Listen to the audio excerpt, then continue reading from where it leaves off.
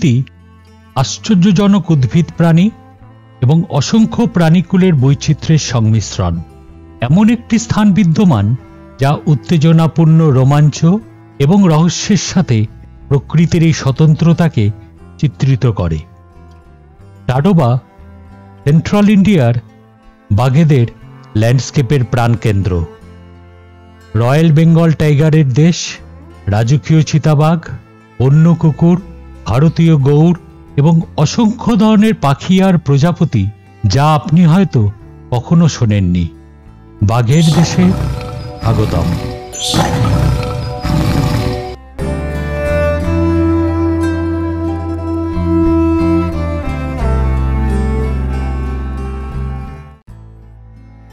টাডোবাতে আমরা ছিলাম কোলারা গেটের খুব কাছে বসেরা জঙ্গল রিসোর্টে।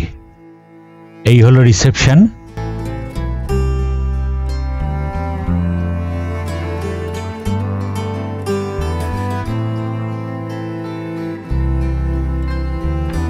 এই হলো ডাইনিং স্পেস।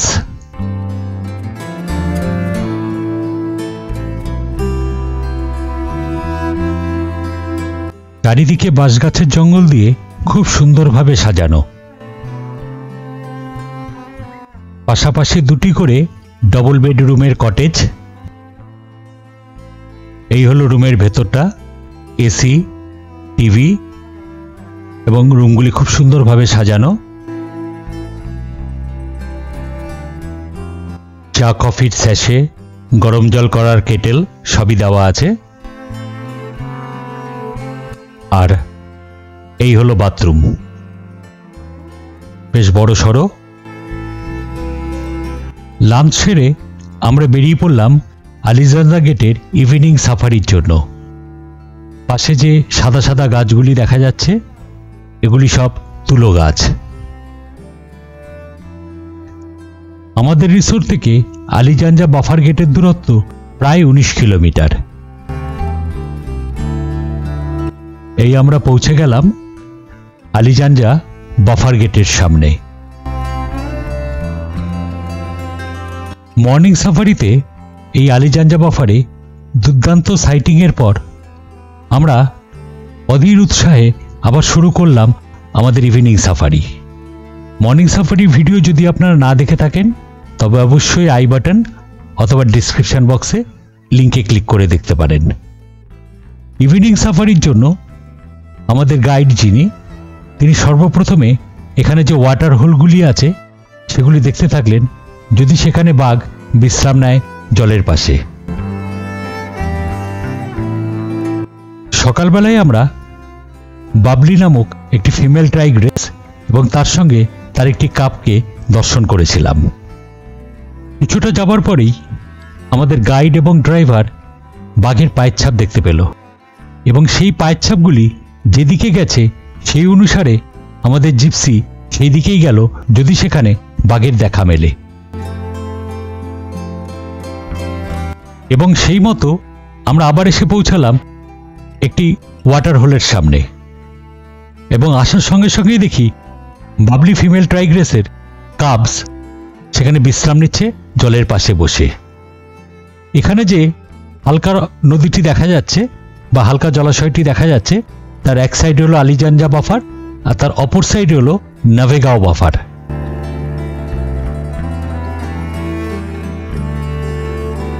এবার এখানে আমরা কাপগুলিকে প্রায় 3 ঘন্টা ধরে দেখতে পেলাম।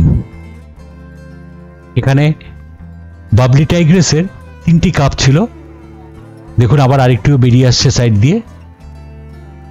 এবং চলুন আর কথা না বাড়িয়ে, আমরা 3 ঘন্টা দেখেছি কিন্তু এত বড় ভিডিও তো বানানো সম্ভব নয়, তাই মেন কিছু জায়গা আমি আপনাদের সামনে তুলে ধরলাম।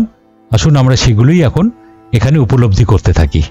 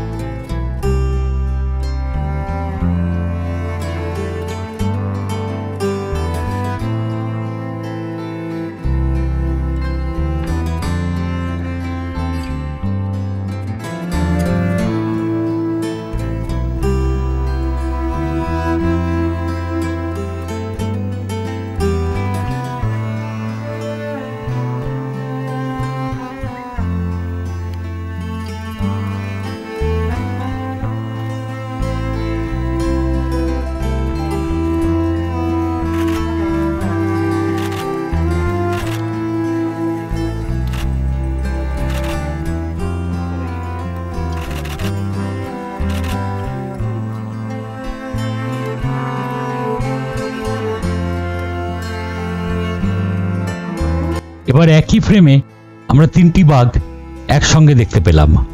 মাঝখানের যেটি সেটি হলো মেল কাপ, আর তার পাশে যে দুটি রয়েছে সেটি হলো ফিমেল কাপ বাবলি টাইগ্রেসের।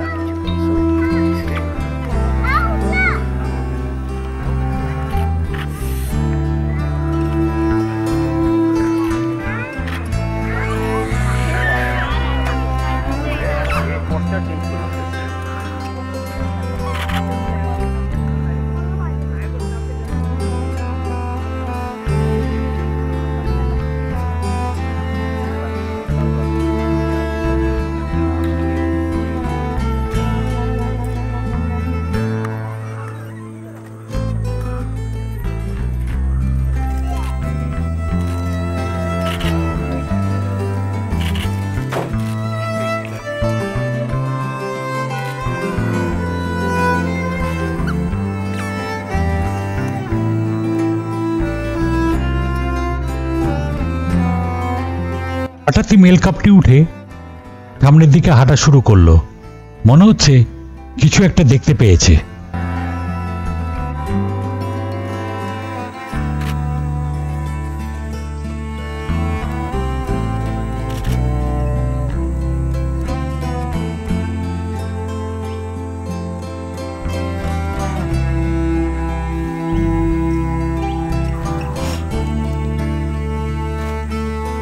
পিছন পিছন আবার একটি ফিমেল কাবও সেদিকেই যেতে লাগলো।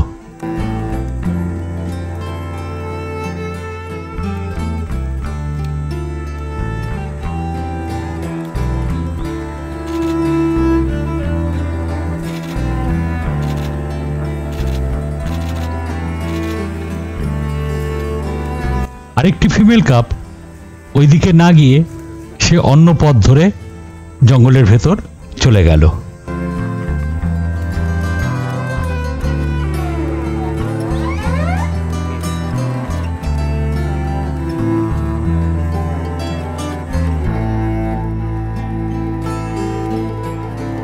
আমাদের গাইড আর ড্রাইভার গাড়িটিকে আবার সেই দিকে নিয়ে এলো যেদিকে ওই দুটি কাব এসছে। আর এখানে এসে দেখতে পেলাম বাঁশঝাড়ের মধ্যে একটি ইন্ডিয়ান গৌড় ওখান থেকে হেঁটে যাচ্ছে। এটার গন্ধ পেয়ে হয়তো ওই দুটি কাব এইদিকে চলে এসছে।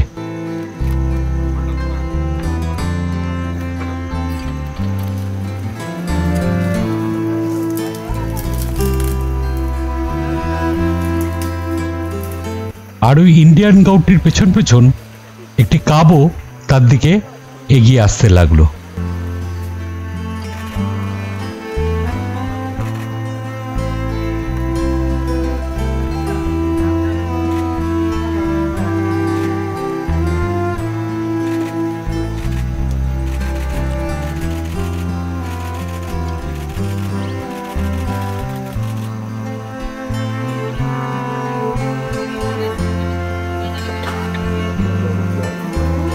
তবে ইন্ডিয়ান গৌড়টির পেছনে না গিয়ে সে সেখানেই ঘোরাফেরা করতে লাগলো, আর আমরাও মনের সুখে তার ভিডিও করতে লাগলাম।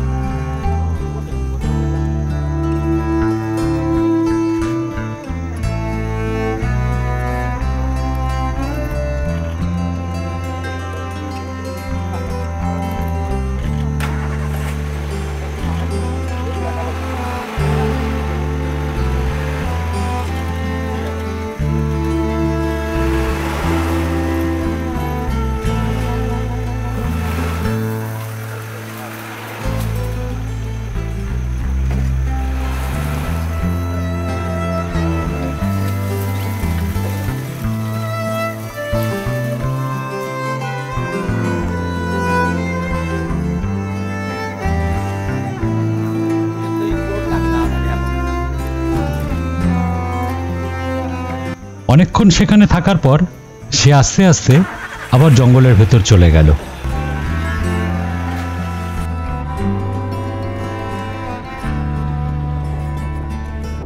আস্তে আস্তে সাফারির টাইমও শেষ হতে লাগলো, আর আমরাও গেটের অভিমুখে রওনা দিলাম।